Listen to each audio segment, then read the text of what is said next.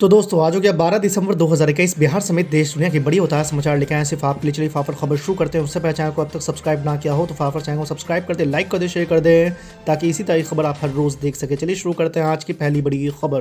पंजाब, पश्चिम बंगाल और असम में border security force का अधिकार क्षेत्र अंतर्राष्ट्रीय सीमा से 50 किलोमीटर दूर तक बनाए जाने के खिलाफ पंजाब सरकार ने सुप्रीम कोर्ट का दरवाजा खटखटाया है। आपको बता दें कि मुकदमा शुक्रवार को रजिस्ट्रार के सामने सूचीबद्ध किया गया है, जिन्होंने अटॉर्नी जनरल के जरिए केंद्र को नोटिस जारी किया है। सुप्रीम कोर्ट में 4 सप्ताह बाद इस पर सुनवाई होगी। दूसरी बड़ी ये खबर, उत्तर प्रदेश विधानसभा चुनाव करीब आने के साथ ही जहां वार पलटवार तेज हो रहे हैं, वहीं गठबंधनों को लेकर भी जोर आजमाइश हो रही है। अभी तक सबसे ज्यादा दलों के गठबंधन समाजवादी पार्टी के साथ हो चुका है। अखिलेश यादव ने अपना दल कृष्णा गुट के साथ गठबंधन किया है। आपको बता दें कि अनुप्रिया पटेल वाले अपना दल से गठबंधन की चर्चा भी तैर रही है। इसी को लेकर पूछे गए सवाल पर अखिलेश यादव ने कहा है कि पहले वो केंद्र मंत्री पद छोड़ें तब देखेंगे। आपको बता दें कि अनुप्रिया पटेल फिलहाल मोदी सरकार में राज्य मंत्री है। 2014 में सांसद बनने के बाद उन्हें मंत्री बनाया गया था। तीसरी बड़ी खबर, तृणमूल कांग्रेस ने शनिवार को गोवा में महिलाओं के लिए डायरेक्ट कैश ट्रांसफर योजना का वादा किया और कहा कि अगले साल फरवरी में होने वाले विधानसभा चुनाव के बाद पार्टी अगर सत्ता में आती है तो इस योजना को लागू किया जाएगा। इसके तहत महिलाओं को 5,000 रुपये दिए जाएंगे। आपको बता दें कि तृणमूल नेता महुआ मोइत्रा ने बताया है कि इस योजना का नाम गृह लक्ष्मी रखा गया है। उन्होंने कहा कि प्रत्येक घर की एक महिलाओं को हर महीने 5,000 रुपये सीधे उनके खाते में हस्तांतरित किया जाएगा ताकि महंगाई से निपटने में उन्हें मदद मिले। चौथी बड़ी खबर, कोरोना के बढ़ते केसेस को लेकर केंद्र सरकार पूरी तरह से अलर्ट मूड में है। कोरोना के नए वेरिएंट ओमिक्रॉन की बढ़ती दहशत के बीच राज्य सरकारों को लगातार चेतावनी दी जा रही है। कोरोना की तीसरी लहर के मंडरा रहे खतरे के बीच केंद्र सरकार की तरफ से लिखी गई चिट्ठी में 10 राज्यों को 27 जिले में बढ़ते कोरोना केसेस पर चिंता जताई गई है।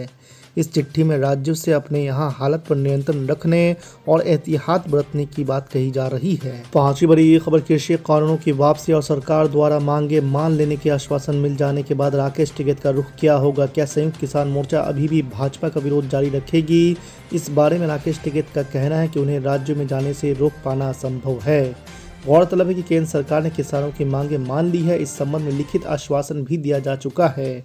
इसके बाद किसान दिल्ली बॉर्डर से अपना डेरा उठाकर जाने लगे हैं। हालांकि ये सवाल अभी भी कायम है कि क्या संयुक्त किसान मोर्चा अब भी भाजपा का विरोध जारी रखेगी। छठी बड़ी खबर, उत्तर प्रदेश के बलरामपुर में सरयू नहर प्रोजेक्ट का उद्घाटन करते हुए प्रधानमंत्री नरेंद्र मोदी ने पिछली सरकारों पर जमकर निशाना साधा और कहा कि यह परियोजना 50 सालों में पूरी हुई। पीएम नरेंद्र मोदी ने कहा कि जिस समय इस परियोजना की शुरुआत हुई थी उस समय महज 100 करोड़ में पूरी हो जाती, लेकिन देरी की वजह से लागत बढ़ती गई और अब इस पर 10,000 करोड़ रुपए खर्च करने पड़े हैं। साथ ही बड़ी खबर, शिवसेना के घर में असदुद्दीन अवैसी ने की बाबरी मस्जिद मुस्लिम आरक्षण की बात। शरद पवार और उद्धव ठाकरे पर साधा निशाना। जी हां, आपको बता दें कि ऑल इंडिया मल से इत्तेहादुल मुस्लिमीन के चीफ असदुद्दीन अवैसी मुस्लिम आरक्षण और बाबरी ढाने का जिक्र करते हुए शनिवार को मुंबई पहुंचे थे। आपको बता दें कि मैम चीफ असदुद्दीन अवैसी ने राष्ट्रवादी कांग्रेस पार्टी प्रमुख शरद पवार और महाराष्ट्र के सीएम उद्धव ठाकरे पर जमकर निशाना साधा। असदुद्दीन अवैसी ने कहा कि मुस्लिम आरक्षण की मांग को लेकर मुख्यमंत्री उद्धव ठाकरे के नेतृत्व वाली महाविकास आघाड़ी सरकार गंभीर नहीं है। क्यों नहीं पढ़ रहे? मुसलमान पढ़ना चाहता है। ये संघ परिवार के जालिम लोग झूठे जो कहते हैं कि मुसलमान पढ़ना नहीं चाहता, मुसलमान पढ़ना चाहता है। क्यों नहीं पढ़ पाता? क्योंकि उसके पास पैसे नहीं है अपने बच्चों का पढ़ाने के लिए। तुम रिजर्वेशन दो उसको, देखो हमारे बच्चे और बच्चियां आसमानों का ऊंचाई तक जाएंगे, मगर आप नहीं करना चाहते। ये तमाम के तमाम लोग, ये तमाम सियासी पार्टियां जिनको तुम आज भी अपने दिल में सोचते हो कि मंजलिस है, मगर ये कैसा करेंगे? अरे अब तो खोलो अपने दिमागों को, सुनो मेरी बात को, निकालो अपने दिमाग से इन जालों को। क्या तुम नहीं चाहते कि तुम्हारे बच्चियां, तुम्हारी औलाद पढ़े? 22% प्राइमरी में एडमिशन और ग्रेजुएट से 4.9। कब तक सेकुलरिज्म की बात कर रहे हो? एजुकेशन की बात करो, इंसाफ की बात करो, राइट की बात करो, हिस्सेदारी की बात करो, तभी लड़ाई कामयाब होगी। नौजवानों, मैं तुमसे मुखातिब हूं। नौजवानों, तुम्हारा मुस्तकबिल है कल। आज जो 30, 20, 19, 20 साल के बच्चे हैं, कल तुम्हारी शादी होगी इंशाअल्लाह। करेंगे ना? बैचलर नहीं रहना। जितने हैं सब परेशान कर रहे पूरे मुल्क को, समझे ना। घर में जरूरी है, घर में रहे तो मर्द का दिमाग भी हल्का रहता। यहाँ पूरे बैचलर खुश नहीं, मगर क्या कहेंगे, नहीं तुम पढ़ाई की बात मत करो, ओवैसी को कैसे हराया जाए। तुम पढ़ाई की बात मत करो, इम्तियाज जलील को दोबारा एमपी ना बनने दिया जाए। तुम पढ़ाई की बात मत करो, फारूक शाह दोबारा दुलिया से एमएलए ना बने। तुम सेकुलरिज्म की बात करो, और सेकुलरिज्म एक ऐसा लफ्ज है जो मुसलमानों को जितना धोखा इस लफ्ज ने दिया किसी ने नहीं दिया। हर अखबार में, अब आप यूपी का चुनाव आ रहा है, अब मैं कल जा रहा हूं कानपुर को, तो जैसे मैं अब शुरू हो गया वहां पर, ओवैसी आ रहा है सेकुलरिज्म कमजोर होगा। अरे क्या सेकुलरिज्म का ठेका तुमने लेके रखा है? मेरे अजीज दोस्तों और बुजुर्गों, फिर आप देखिए, आपकी बर्बादी की दास्तान आपके सामने रख रहा हूं।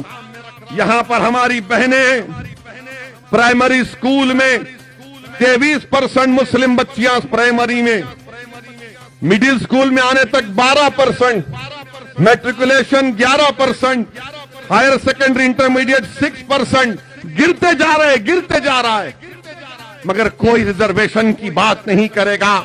और फिर मेरे अजीज दोस्तों और बुजुर्गों, अभी एक और बात आपको बताना चाहूंगा, जो मेरा डेटा नहीं है, ये गवर्नमेंट का डेटा है, महाराष्ट्र की सरकार का डेटा है। आपको मालूम महाराष्ट्र में कितने मुसलमानों के पास जमीन नहीं है, जो लैंडलेस अंग्रेजी में कहते हैं।